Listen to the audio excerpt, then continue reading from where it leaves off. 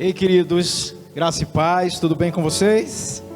Amém. Vamos abrir a nossa Bíblia, por favor.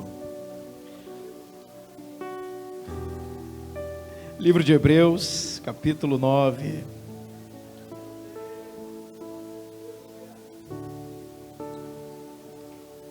Hebreus capítulo 9, versículo 22. Quem for encontrando vai dizendo amém. Amém? O povo aqui é bom, hein? Graças a Deus. Também Hebreus é facinho, né, irmão? Se fosse um profeta menor, está ali também, né? Aí não vale, né? Amém? Diz assim a palavra do Senhor: segundo a lei, quase tudo é purificado com sangue, e sem derramamento de sangue não há remissão de pecado. Amém? Graças a Deus. Queria só abrir um parêntese aqui, queridos, e fazer uma, talvez não precise, mas eu quero fazer isso, fazer uma breve justificativa. Ontem eu tive que sair antes do término do culto, é porque eu trabalho com festa, né, e tenho feito esse esforço para estar aqui, porque para mim é uma honra e um privilégio muito grande estar com vocês, mas é correndo para vir para cá, é correndo para voltar para lá, e a esposa fica trabalhando e eu venho aqui, né? Então só para os irmãos estarem cientes, né? Cheguei atrasado ontem também, hoje também, mas não é meu hábito chegar atrasado em culto.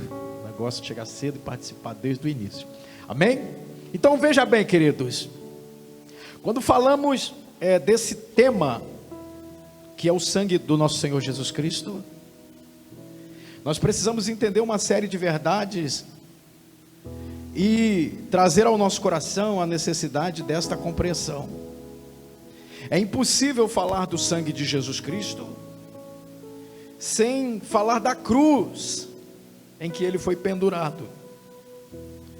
E o texto base para esse congresso, que é 1 João 5,8, fala que são três os que dão testemunho na terra: o Espírito, né? Vai ser ministrado amanhã sobre o Espírito, a água e o sangue. Ontem falamos da água e hoje vamos falar do sangue. Vivemos em tempos, querido, em dias que mais do que nunca é necessário tomar posse do sangue, porque nós nos deparamos com tragédias atrás de tragédias. Nós estamos vivendo dias em que estamos diante de incógnitas, interrogações estão postas em nossa mente, a nossa vida, nós não sabemos bem como será o amanhã. Existem tragédias de nível pessoal, de nível familiar, de nível coletivo. Enfim, quem não conhece uma família que foi atingida por uma tragédia? Se você for olhar nos anais da história, por exemplo, você vai ver que a humanidade, ela está habituada a grandes tragédias, a desastres, a catástrofes. Nós temos tragédias bíblicas, como o dilúvio, tragédias coletivas, universais. Nós temos tragédias como a destruição de Sodoma e Gomorra. Nós temos tragédias como cativeiros, né, ferozes, ferrenhos contra o povo de Deus. Tragédias mais modernas, como o desastre em Chernobyl, que causa danos até hoje e não há previsão de melhora. Tragédias como a Primeira Grande Guerra, a Segunda Grande Guerra, 6 milhões de judeus mortos, dizimados. Você vai entender onde eu quero chegar. Vivemos tragédias mais próximas de nós, por exemplo, como as guerras no Iraque, o conflito no Oriente Médio, a queda das duas torres. E às vezes nós achamos que não pode jamais acontecer algo pior, Queridos, você pode buscar no teu conhecimento histórico, vivencial, dentro da tua família, dentro da tua comunidade, dentro da tua nação, e você vai achar uma série de tragédias, e fica difícil catalogar qual é a pior tragédia, mas nenhuma dessas é a pior ou foi a pior, porque na verdade tudo que há de mal, tudo que há de ruim, todas as mazelas que nós vivenciamos, todos os males que nos acometem, na verdade, eles são efeitos de uma causa anterior, uma causa principal. Na verdade, todo mal que assola a humanidade, todo mal que vem trazendo esses distúrbios para o nosso planeta, para a humanidade, eles são na verdade um efeito dominó de o que eu chamo da maior tragédia da história, que foi a queda de Adão no Éden. A queda de Adão é a causa de todos os males que nos sobrevêm, todos os males que nos acometem, todas as tragédias que nos alcançam. Talvez você já teve na sua família uma vida ceifada pelo álcool ou pelas drogas, um jovem alcançado pela violência. Talvez você conhece um vizinho, talvez no seu bairro alguém foi ceifado por causa de uma enfermidade mortal. Enfim, tudo isso é culpa do pecado original cometido por Adão, ainda em domínios do Éden. Mas e daí? Você deve estar se perguntando, e daí que Deus disponibilizou a cura? É o sangue de Jesus Cristo para resolver as mazelas da humanidade. Louvado seja Deus. Tem cura, tem remédio, tem jeito. As piores mazelas do ser humano estão dentro dele. Os maiores problemas que nos acometem não são financeiros, porque existem problemas que dinheiro não resolve, não soluciona. Os maiores problemas do ser humano são de cunho emocional, psicológico, familiar. Déficit de caráter e moral elevada, problemas sérios do ser humano, uma inclinação tremenda para fazer aquilo que não glorifica a Deus. Estes são os problemas do homem. Talvez seja chocante eu dizer isso, e a maioria não sabe, mas o ser humano nasce morto e caminhando para o inferno. Todo homem nasce morto, e ele nasce caminhando para ir ao inferno, e depois ser julgado no grande trono branco e lançado vivo no lago de fogo e enxofre. Como é que resolve esse problema? Nascendo outra vez e recebendo perdão pelo sangue de Jesus Cristo. Tem que nascer outra vez, porque esse nascimento primeiro não vale. Esse nascimento primeiro gera morte. Esse nascimento primeiro te leva para a sepultura. Esse nascimento primeiro te leva para o inferno. Mas se você nascer de novo, vai morar na glória, vai ser perdoado, vai ser liberto, porque o sangue de Jesus Cristo foi derramado no madeiro. E até o sangue ter sido derramado no Calvário, Deus propiciou a nós, Deus disponibilizou a nós o que eu chamo teologicamente de salvação provisória. Deixa eu te contar uma história. A base é o capítulo 8 de Provérbios. Quando Deus ainda habitava com anjos, antes da criação do cosmos, e ele decide criar, ele decide elaborar o projeto criativo, porque o que a maioria pensa é que Deus disse haja e pronto. Não, filho. Antes de Deus criar, ele projeta. Antes de algo se manifestar, ele rabisca, projeta, porque Deus é um ser extremamente organizado e precavido. Deus nunca será pego de surpresa. Deus nunca se enganará. Deus nunca cometerá erros, porque Ele está sempre pronto. Quando Deus vai criar o mundo, primeiro ele começa a rabiscar o mundo, lá no que eu chamo de o laboratório de Deus, lá no mundo habitável, de acordo com o capítulo 8 de Provérbios. Lá no mundo habitável estava ele e o verbo, que o escritor de Provérbios chama de sofos, de sabedoria. Estava o pai e o verbo, e o texto diz que eles eram como alunos, um aprendia com o outro, ou ele era o seu arquiteto. E lá diz o texto que antes de tudo ser criado, ele estava delimitando a circunferência da terra, ele estava dando limites para as águas do mar, e lá ele estava fazendo os protótipos dos filhos dos homens. E lá a maioria das pessoas pensa que o homem foi criado na terra. Quem estudou aqui o Pentateuco viu um pouquinho da aula. O homem não foi criado na terra, ele foi feito na terra. Fazer e criar são dois verbos totalmente diferentes. Deus faz a partir de uma matéria. Então, para fazer o homem, ele usou o barro. Mas quando ele cria a partir do nada. Foi aí que ele criou o teu espírito e a tua alma. O teu corpo foi criado no pó da terra, mas a tua alma foi criada na eternidade. Louvado seja o nome dele por isso. E antes de criar, ele rabiscava e desenhava, e eles se alegravam, diz o capítulo 8 de Provérbios. E quando ele, depois de desenhar tudo, todo o cosmo, o planeta, todos os sistemas solares, a galáxia, a nossa Via Láctea, enfim, ele decide colocar a cereja no bolo, que é a criação do homem. E quando ele começa a rabiscar o homem, um de seus atributos, chamado onisciência, o revela, o antecipa. Por isso que Deus nunca é pego de surpresa. E a sua onisciência diz para ele mesmo: vai te dar problema.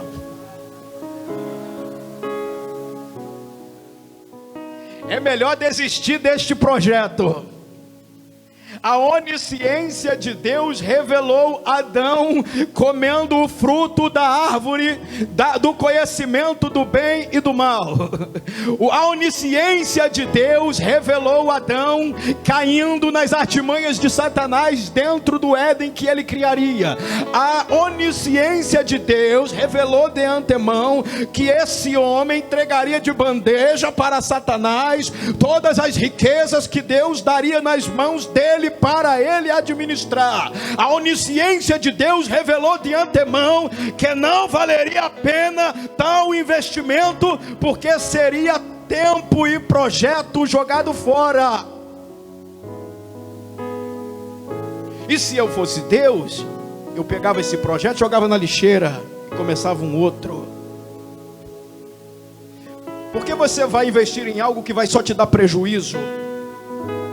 Por que investir em algo que não te dá resultado? Mas eu sempre uso uma analogia como se fosse uma mãe grávida, que a partir do momento em que é possível detectar, ela percebe que o bebê vai nascer com algum tipo de defeito, mas essa mãe é incapaz de abortar a criança, porque desde o momento que ela soube que estava gerando, ela já se afeiçoou a ela, ela já se apaixonou por ela, ela já criou laços de amor pela criança. Não tem como abortar esse projeto. Deus é da mesma forma, porque quando ele começou a desenhar, ele foi se apaixonando, ele foi te amando, ele foi te desejando, ele foi criando expectativas a partir da tua vida sobre você. Então jamais ele descartaria o projeto, porque já era tarde, ele já estava apaixonado. Eita!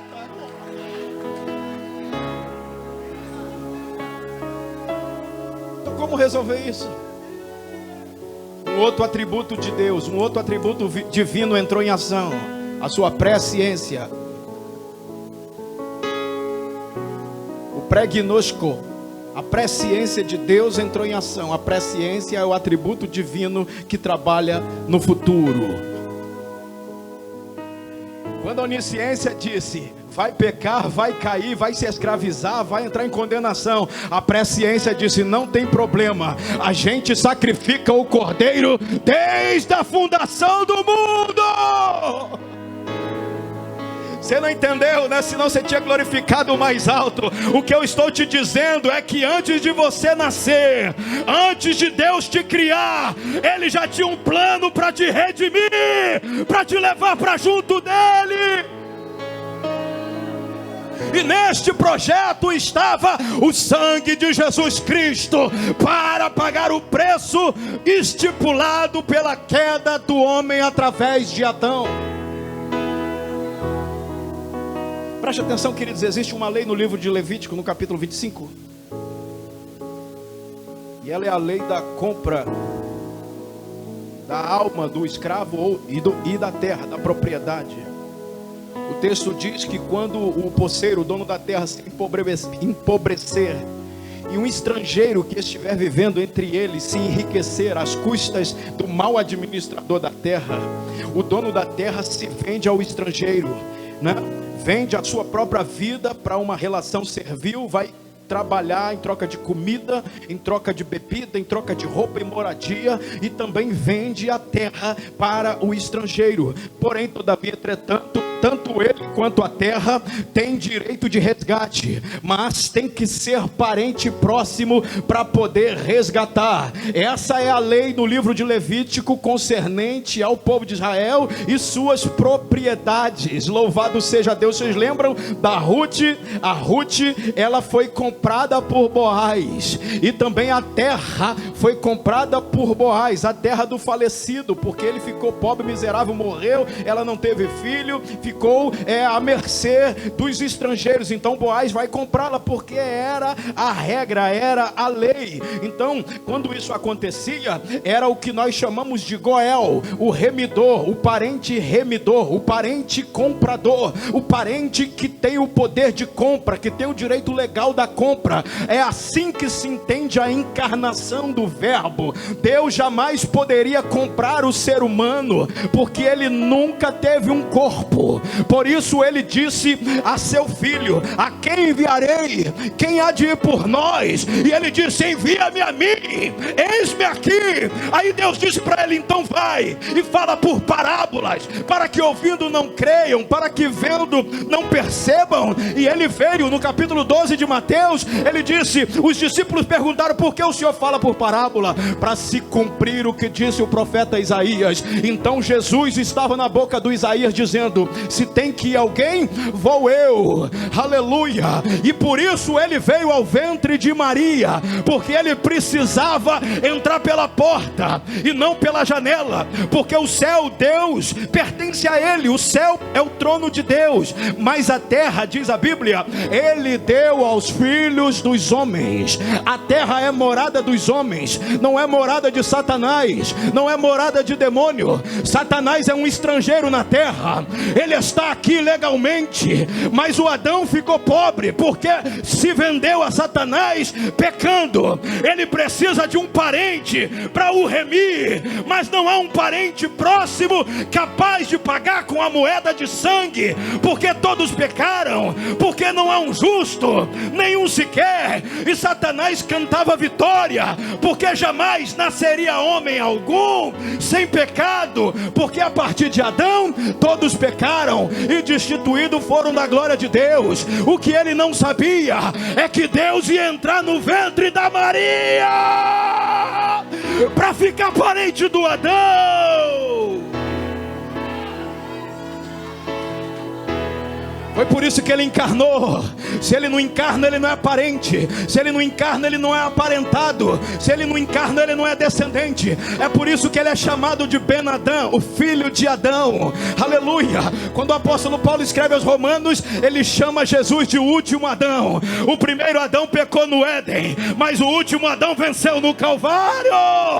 O primeiro Adão foi despido por Satanás, mas o último Adão venceu Satanás no madeiro. O primeiro Adão foi humilhado e envergonhado, mas o último Adão foi glorificado e assunto aos céus e está à destra de Deus.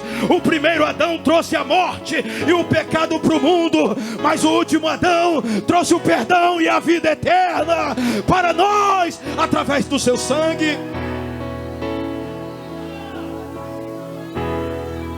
Se você ler o Evangelho de Lucas, você vai ver através da genealogia, que ele é filho de Adão. Como filho de Davi, ele é rei de Israel. Mas como filho de Adão, ele é o resgatador da alma humana. Louvado seja Deus. Como é que funciona isso? Quando Jesus chegou na sala do trono, João estava chorando porque ele não tinha visto Jesus, porque ele foi arrebatado para o era da eternidade, um pouquinho antes de Jesus subir.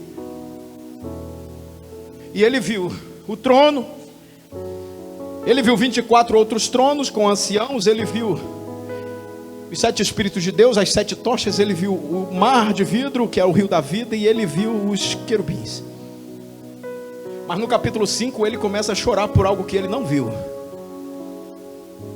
Um anjo forte aponta para aquele que está sentado no trono com um livro selado na mão e diz: quem é digno de tomar o livro e abrir os seus 7 selos? E João disse: eu chorava muito, porque não foi achado ninguém, nem no céu, na terra, nem debaixo da terra, que fosse digno de pegar o livro, de ler o livro, nem mesmo de olhar para ele. Eu chorava muito. Então um dos 24 anciãos tocou no João e disse: João, ei João, olha ali, o leão da tribo de Judá venceu. Ele venceu e ele é digno de tomar o livro e abrir os seus 7 selos. Quando olhei, disse João, eu vi um cordeiro que parecia sido morto, ou seja, ele estava salpicado de sangue, ele acabava de vir do Calvário. Quando ele chegou na sala do trono, o cordeiro tinha 7 chifres, ele tinha todo o poder, ele também tinha 7 olhos, ele tinha toda a sabedoria, toda a visão, sabia de tudo. Então todos os anjos se prostraram, os 24 anciãos se prostraram e começaram a entoar um cântico: digno é o cordeiro que foi morto, digno é o cordeiro que foi morto, porque com o seu sangue compraste para Deus homens de todos os povos, tribos, raças, línguas, nações, e para Deus ele os fez reis e sacerdotes. Ele te comprou com sangue na cruz do Calvário, no madeiro. Ele te comprou. Ele veio como teu parente. O preço era esse. O apóstolo Pedro disse: porque não foi mediante coisas corruptíveis que nós fomos comprados, do nosso fútil procedimento que os nossos pais nos legaram, mas foi pelo precioso sangue, como de um cordeiro sem mácula e nem ruga, o sangue do nosso Senhor Jesus Cristo. Aleluia. Qual o remédio para o pecado? O sangue de Jesus Cristo. Qual o remédio para a depressão? O sangue de Jesus Cristo. Para o pânico? O sangue de Jesus Cristo. Se você vai tomar diazepam, buscopan, rivotril, não sei, mas o sangue de Jesus também resolve.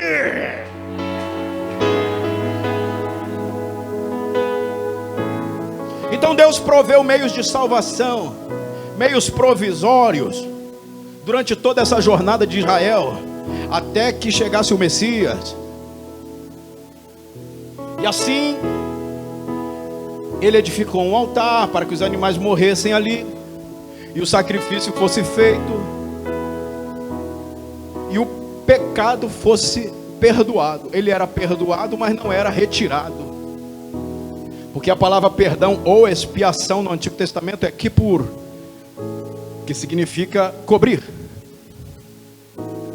Então, esses ritos apenas cobriam, isto é, eles resolviam momentaneamente a culpa do pecador, mas eles não eram transformados, porque eles continuavam sendo as mesmas pessoas, porque o pecado estava lá. Eles eram limpos apenas cerimonialmente, ritualmente. É o que o escritor de Hebreus ensina no capítulo 9. Ele diz assim: se o sangue de touro, se o sangue de bode, ou até mesmo a cinza de uma novilha vermelha aspergida sobre os que estão cerimonialmente impuros tem poder para os purificar, quanto mais o sangue do nosso Senhor Jesus Cristo purificará a nossa consciência. O sangue do touro e do bode os mantinham aparentemente disponíveis para cultos religiosos, mas o sangue de Jesus Cristo nos torna aptos a entrar na eternidade. Louvado seja o nome do Senhor. E assim Deus foi resolvendo momentaneamente o problema desses homens, através dos tipos, que era o touro, que era o bode, que era o cordeiro, até que chegou o Cordeiro de Deus. João estava batizado em Enom, num dos rios, num dos braços do Jordão. Jesus chega e João avisa a seus discípulos: olha, eis o Cordeiro de Deus, que cobre o pecado do mundo. Porque o sangue de Jesus não cobre, não encobre. O sangue de Jesus retira. O sangue de Jesus leva embora. Por isso que ele disse que tira o pecado do mundo. A palavra tirar, o verbo tirar, que João usou ali no grego, né, para escrever esse texto, é o grego de aero, de aeronave, de aeronáutica, de aeroplano. Ou seja, voo, né? A palavra aero significa levantar, alçar voo e ir embora. É isso que Jesus faz com o pecado. Ele levanta o pecado e ele leva o pecado embora. Ele não fica diante do sangue de Jesus. Não tem pecado que permaneça, porque ele purifica-nos de todo e qualquer tipo de pecado. João disse na sua carta, capítulo 2, verso 1, na sua primeira: filhinhos, essas coisas vos escrevo para que não pequeis. Se todavia alguém pecar, temos um advogado junto ao Pai, Jesus Cristo justo. Ele mesmo é a propiciação pelos nossos pecados, não só pelos nossos, mas também pelos do mundo inteiro. Amém? Então Jesus Cristo vem como filho de Adão, encarnado no ventre da Maria. Nasce, uma luta tremenda para ele nascer. Maria era virgem, o ímen dela não havia sido rompido, ela teve dificuldade na gestação, teve dificuldade na hora do parto, não tinha nenhuma parteira lá, não tinha ninguém fazer o... José que não fez o parto, né, queridos? O homem, esquece, o homem não participava desse momento. E não tinha parteiras.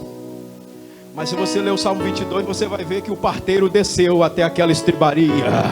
Aleluia. Davi disse: eu estava no ventre da minha mãe, quase entregando a minha alma, mas o Senhor me arrancou do ventre. Aleluia. Deus foi lá e fez o parto do seu filho naquela estrebaria, lá em Belém, naquele vilarejo. E o menino cresceu diante dos homens. Cresceu em graça, cresceu em conhecimento, cresceu em estatura. E foi até João. João batizou, ele foi para o deserto. Do deserto foi para Galileia. E da Galileia iniciou o seu ministério. Primeiro ano, segundo ano do seu ministério, ele evitou todo tipo de confronto, porque ainda não era chegada a hora dele. Mas quando chegou no terceiro ano do seu ministério, especificamente no último mês, nas últimas semanas, ele foi para Jerusalém.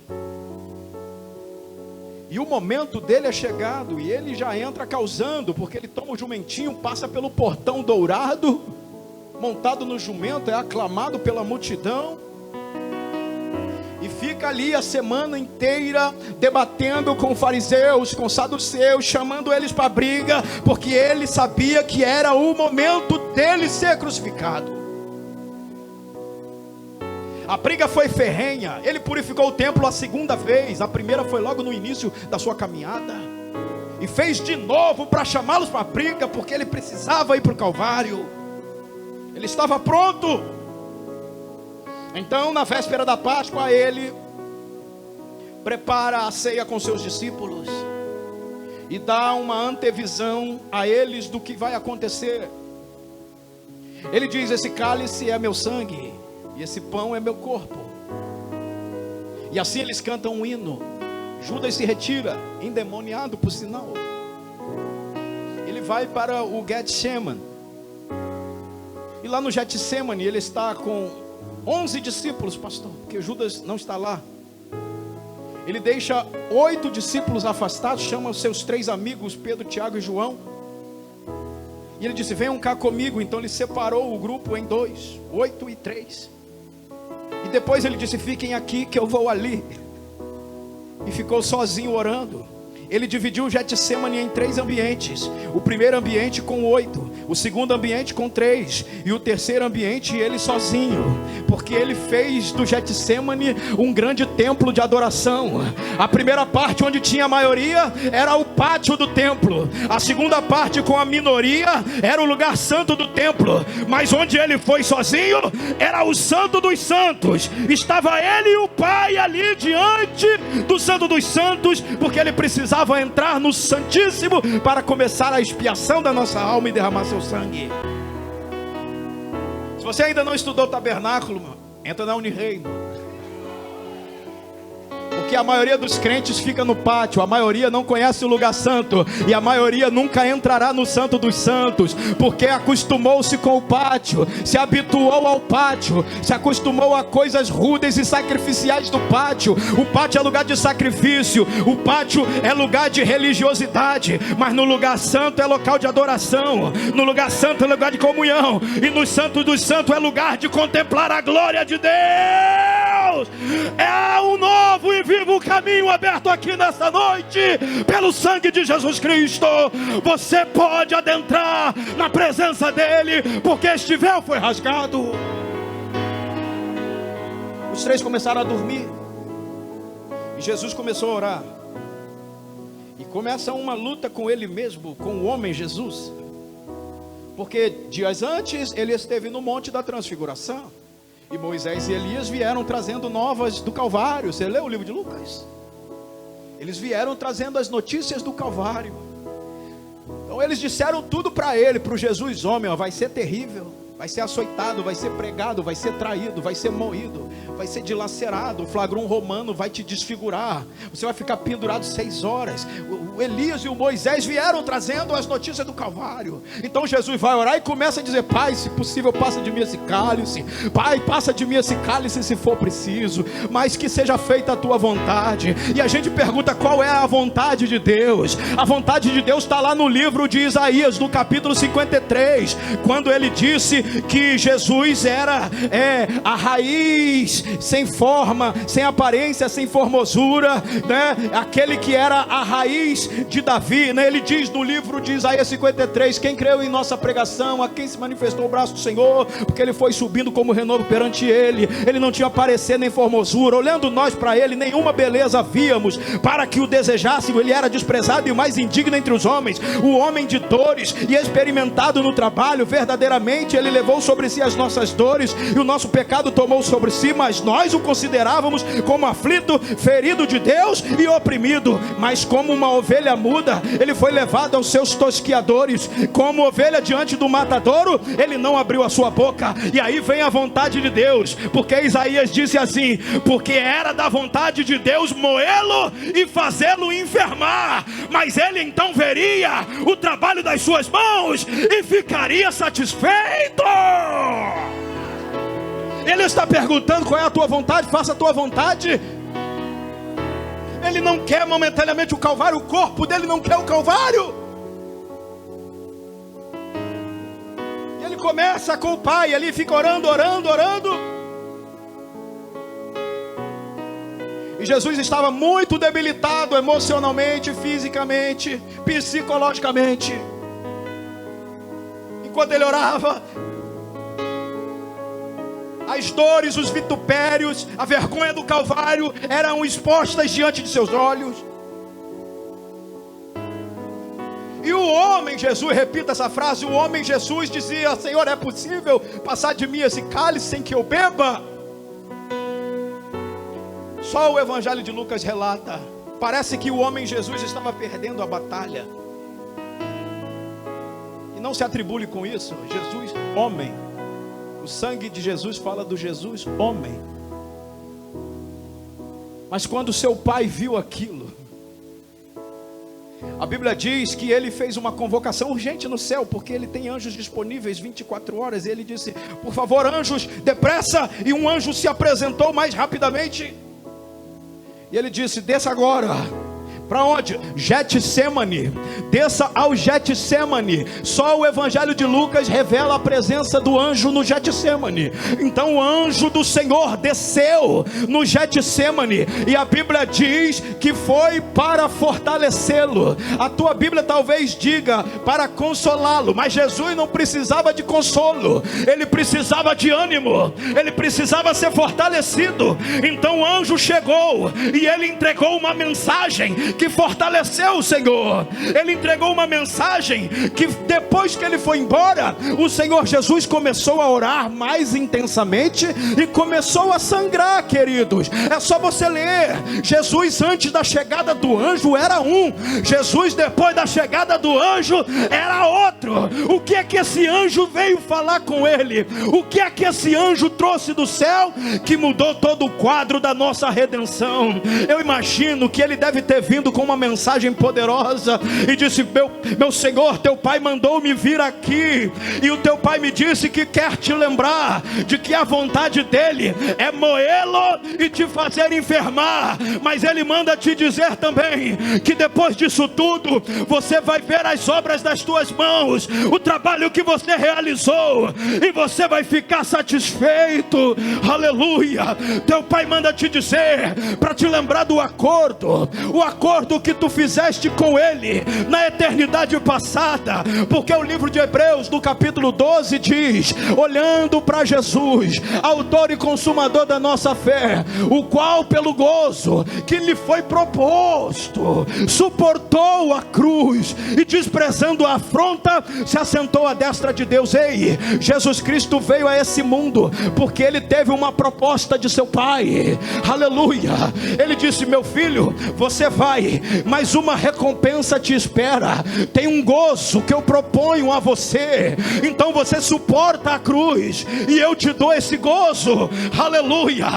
Ele veio lembrar o Senhor do acordo, da proposta. Então o anjo disse: olha, meu Senhor, a proposta, lembra? Ele vai te dar uma recompensa, ele vai te dar um gozo, porque se você não for para o madeiro, se tu não fores para a cruz, o diabo continua senhor de tudo e todos. Se você não for para a cruz, o pecado continua escravizando o ser humano. Se você não for para a cruz, o homem continua destituído da glória de Deus. Se você não for para a cruz, a morte vai continuar ceifando todos os homens. Se você não for para a cruz, o jardim continua fechado. Se você não for para a cruz, não há eternidade para a humanidade. É necessário que tu vais até a cruz, porque a recompensa será grande. Então ele, diz o texto, começou a orar intensamente quando o anjo foi embora, e ele disse: Senhor, meu Pai, cumpra-se a tua vontade, faça o teu propósito. E ele começou a orar de forma fervorosa, começou a orar intensamente. Os seus poros começaram a se dilatar, os vasos sanguíneos começaram a romper, e ele começou a sangrar ali mesmo. Ele nem quis esperar mais o Calvário. Eu vou iniciar agora a obra da expiação. E ele começou a suar gotas de sangue, e o sangue foi caindo na terra, e a terra que era amaldiçoada foi sendo remida pelo sangue do Cordeiro de Deus. Aleluia. Então ele se levantou, acordou os três e disse: vamos embora, vamos, o traidor já vem, eu preciso ir para o Calvário.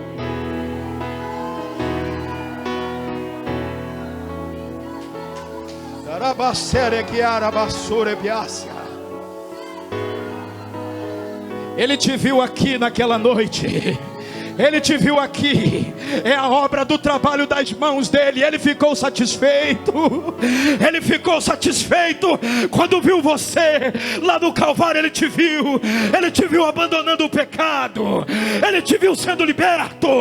Ele te viu adorando. Ele te viu na casa do Pai.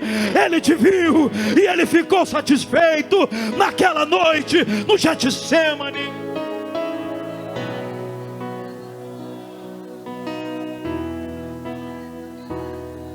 A partir dali o sangue começa a ser derramado,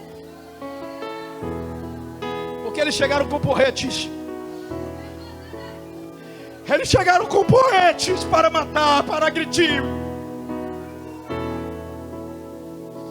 Chegaram com porretes para agredir o príncipe da paz. E a Bíblia diz que ele foi conduzido debaixo de bofetes e porretadas.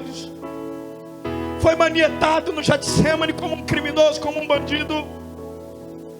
O apóstolo Pedro, afoito que era, arranca a orelha do rapaz. E o nosso Jesus, mesmo ferido, mesmo machucado, mesmo vituperado, mesmo caluniado, mesmo difamado, se ajoelha no chão do Getsemane, apanha a orelha do rapaz, e no meio de tanta dor e desespero, ele devolve a esperança do jovem Malco. Ele é levado madrugada dentro para o Sinédrio, e eles vão batendo, violentando, difamando, caluniando. Eles não sabem o que fazer com ele, levam para a casa do Anás. Ele vai para a casa de Caifás, depois é levado para Pilatos. A mulher dele avisa: rapaz, não mexa com esse homem, porque ele é um justo de Deus.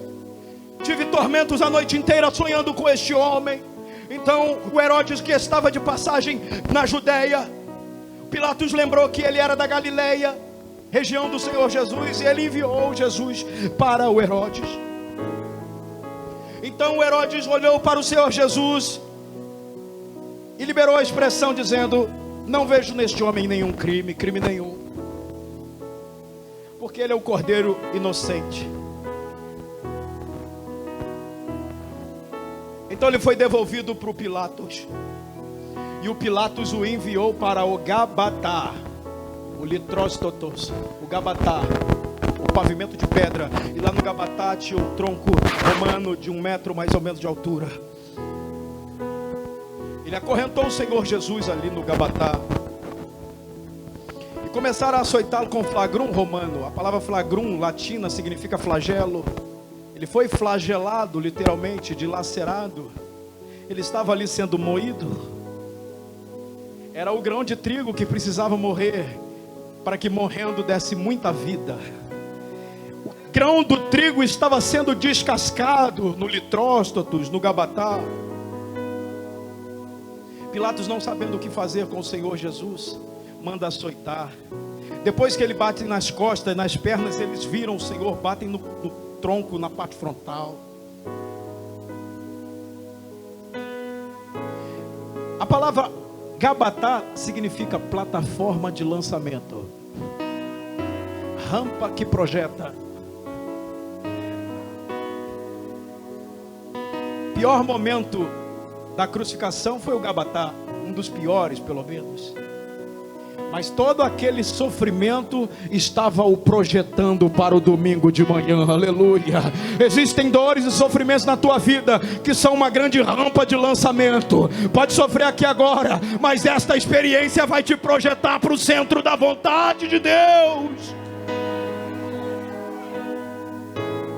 Foi levado para o Calvário, 9 horas da manhã, pregado no madeiro. Então o pessoal que não gosta de Bíblia diz que Jesus foi pregado no pulso. A Bíblia diz na mão, querido. Ah, mas o cientista, irmãos, a Bíblia diz onde? Na mão. Mas não tem como dar sustentação para o corpo. E quem disse que Jesus foi pregado nas mãos para que seu corpo fosse sustentado? Os pregos nas mãos era para causar dor e sofrimento. O que sustentava Jesus na cruz eram as cordas nos seus braços. Ele não foi só pregado, ele foi pregado e amarrado na cruz. Eles eram amarrados na cruz. Então fica com a Bíblia, querido. A Bíblia é suficiente para nós. E aquilo causava dor, muita dor. Ele ficou pendurado ali.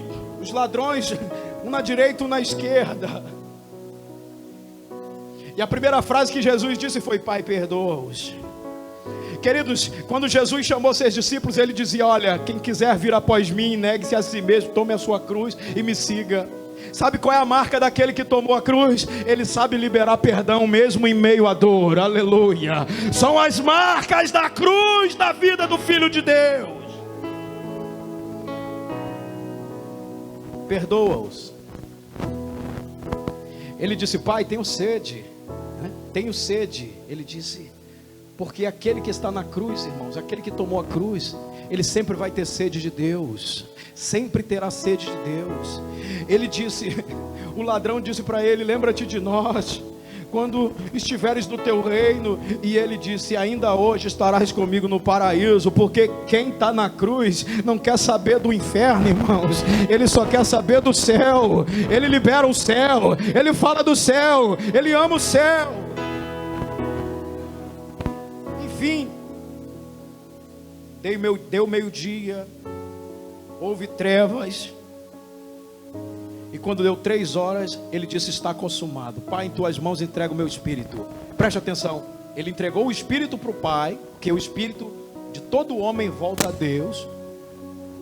O corpo dele ficou pendurado no madeiro alguns momentos, até ser retirado e entregue a José de Arimateia, e depois foi colocado no túmulo antes das 6 horas da tarde na sexta, porque era a viração para o sábado, eles tinham que correr.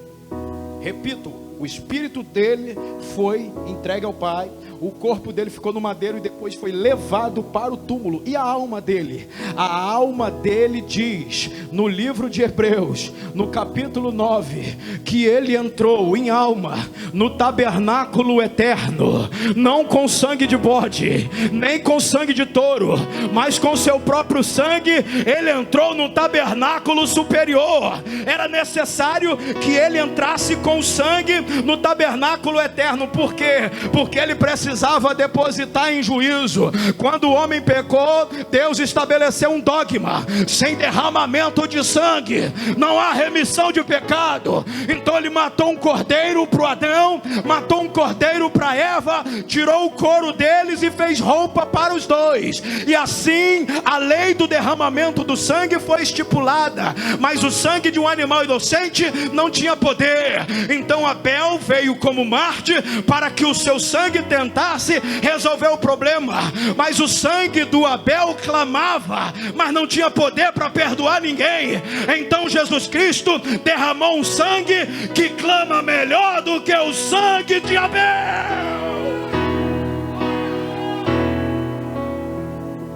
Ele entrou com seu sangue no tabernáculo eterno.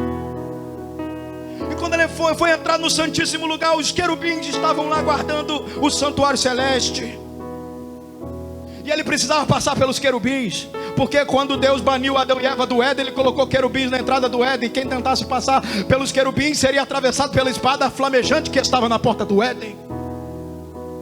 Não tem como entrar no Santíssimo e colocar o sangue lá sem passar pela espada e pelos querubins.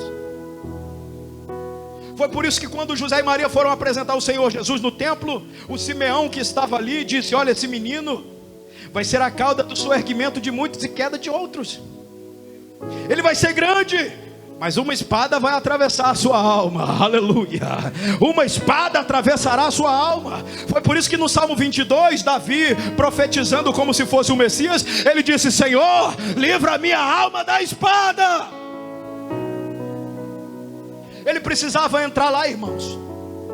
Então ele vai com seu sangue, decide passar pelos querubins, a espada atravessa a sua alma, mas ele entra no Santo dos Santos, tira o sangue do Abel, que não tinha poder para remir ninguém, e coloca o sangue dele depositado no propiciatório eterno. E a partir desse momento, todos aqueles que invocam o nome do Senhor Jesus Cristo, tomam posse do sangue derramado no madeiro, são perdoados de seus pecados, são perdoados de todas as mazelas. Aleluia. Pastor, acabou a história? Não acabou. O corpo foi para o túmulo, o espírito continua com o Pai, mas a alma dele desceu, passou pelo Calvário. Quando ele passou pelo Calvário, os touros de Bazã e os cães o cercaram. Foi uma luta violenta.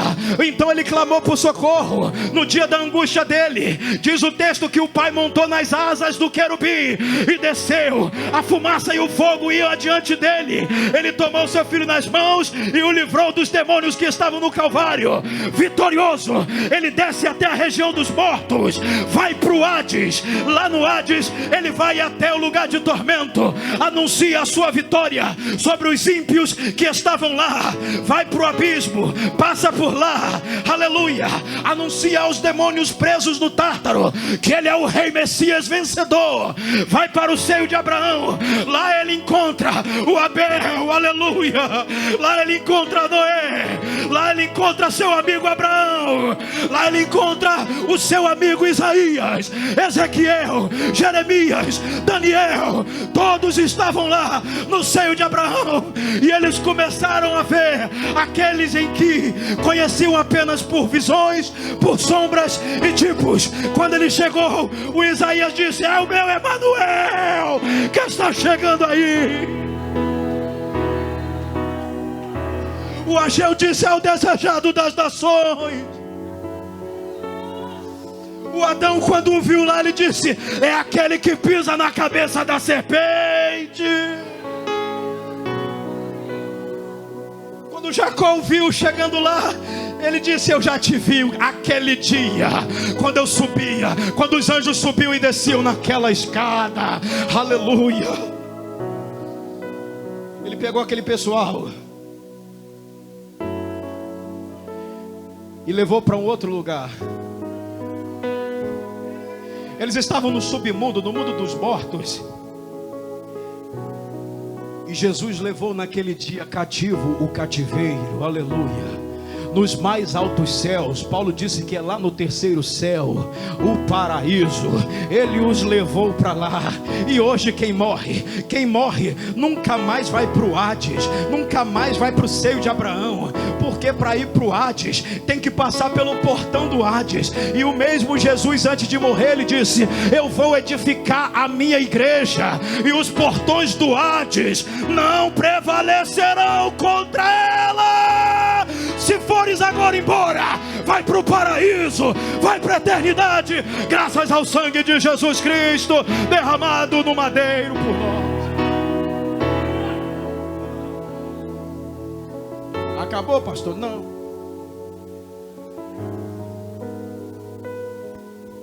O corpo dele estava lá no túmulo, e lá estava a morte também, a morte toda enrolada. Que a alma que pecar, essa morrerá, porque o salário do pecado é a morte.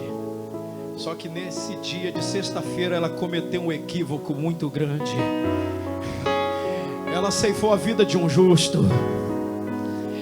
E a lei de Moisés diz: aquele que cumprir toda a lei, por ela viverá. Aleluia. Aleluia. Se você ler o livro de Atos, todo o livro de Atos, você vai ver uma coisa interessante. Todos os apóstolos dizem que quem ressuscitou Jesus foi seu próprio Pai. Ou seja, no livro, no dia da ressurreição, o Deus Todo-Poderoso foi até Jerusalém, e foi Ele que virou a pedra. O anjo só sentou em cima dela. Foi o Pai, o Todo-Poderoso Deus, que abriu a boca do túmulo. E Ele disse, como Jesus disse para Lázaro, ele disse: meu filho, vem para fora. O corpo dos homens, a partir do momento que morre, alguns até mesmo antes de morrer, já começa a entrar em estado de putrefação, decomposição. Quem trabalha em UTI sabe disso. O pessoal está lá, a cama já está morrendo, a pele está morrendo, a carne está morrendo, mas está vivo ainda.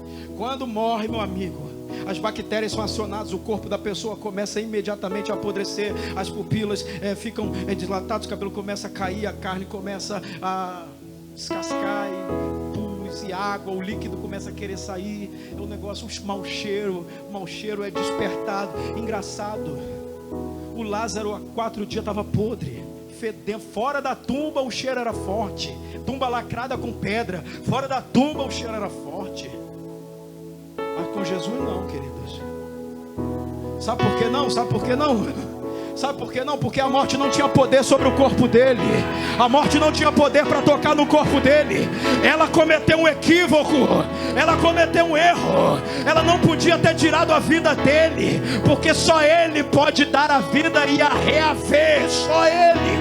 Então o que aconteceu com o corpo dele? O salmista Davi, quando profetizou a morte e a ressurreição do Senhor Jesus, ele disse: tu não deixarás a minha alma na morte, e nem permitirá que o seu santo veja a putrefação, ou a decomposição, ou a corrupção. Os apóstolos, quando vão pregar em Atos, eles dizem isso: Deus não deixou a alma dele na morte, e nem o corpo dele sofreu decomposição. Ele continuava perfeito, como na sexta-feira. Não tinha nada de errado a não ser as marcas do flagrum. Não tinha nenhuma bactéria, não tinha nenhum fedor, mau cheiro, nada. Ele estava intocável desde sexta-feira, porque quem morreu ali não foi o filho de Adão. Eles tentaram matar o filho de Deus e se deram mal. Então ele surge retumbante da tumba, cantando o hino da vitória, dizendo: ó morte, onde está a morte, a tua vitória? Ó inferno, onde está o teu aguilhão?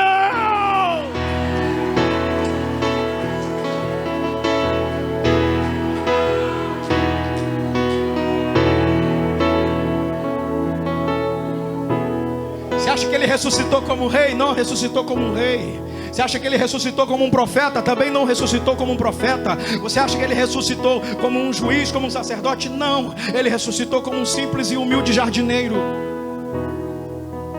Porque quando a Maria olhou para ele, ela achou que era o jardineiro. Era mesmo, porque o jardineiro é o dono do jardim. Aleluia. Ele é o dono do jardim. Aleluia.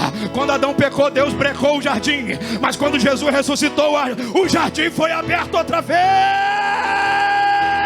Nós fomos chamados de volta para o jardim. Coloca-te de pé nessa noite. O jardim está aberto graças ao sangue do Senhor Jesus Cristo. Ele está te chamando para entrar no jardim.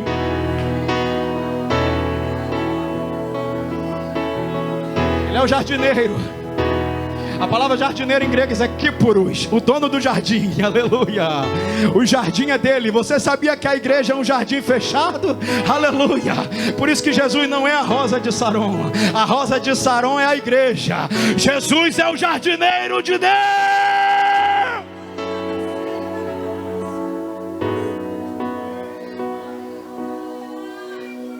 Entrou aqui cheio de culpa, cheio de medo. O sangue de Jesus tem poder. O sangue de Jesus tem poder. O sangue de Jesus tem poder. Poder para remir, poder para perdoar, poder para libertar, poder para curar, poder para salvar. Tem poder o sangue de Jesus. Não há remissão de pecado sem derramamento de sangue. O sangue foi derramado no madeiro de uma vez por todas, no sacrifício perfeito. Não adianta mais sangue de touro, sangue de bode. É o sangue do Cordeiro de Deus. Este sangue sim tem poder para nos remir de todos os nossos pecados. Aleluia. Hoje é noite de purificação e remissão. Não importa o que aconteceu com o teu passado, filho. Teu passado não importa para Deus. Teu passado foi resolvido no madeiro. Teu passado foi solucionado na cruz. Ah, mas Satanás me acusa. Deixa acusar. Quando ele te acusar, manda ele no madeiro, porque o escrito da dívida que pesava contra nós em ordenanças que nos eram contrárias, ele arrancou inteiramente, cravando ela na cruz. Colossenses 2,14.